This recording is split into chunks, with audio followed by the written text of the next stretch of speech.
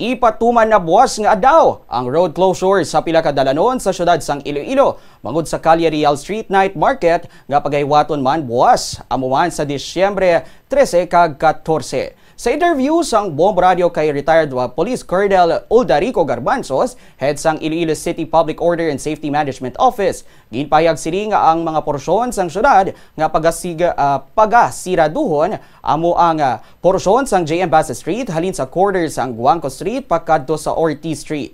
Guangco Street halin sa corner JM Basa Street padulong sa Rizal Street. Mapa Street halin sa corner sang Rizal Street to JM Basa Street.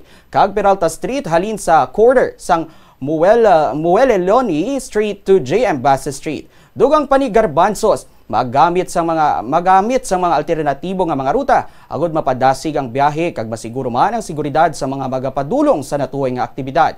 Mag-umpisa ang road closure alas 5 sa hapon tutob alas 12 sa tungang gabi. Aton nga Calle Real Christmas Night Market, so magasugod ini sa buwas na, no? 3 kadlaw hasta ini sa Domingo. Mag-start ini nga market alas 5 sang hapon onwards, no? Kay may mga naka-designate dira nga mga food stalls and non-food stalls. For 5, no, or quarter to 5, maga-close na kami sini.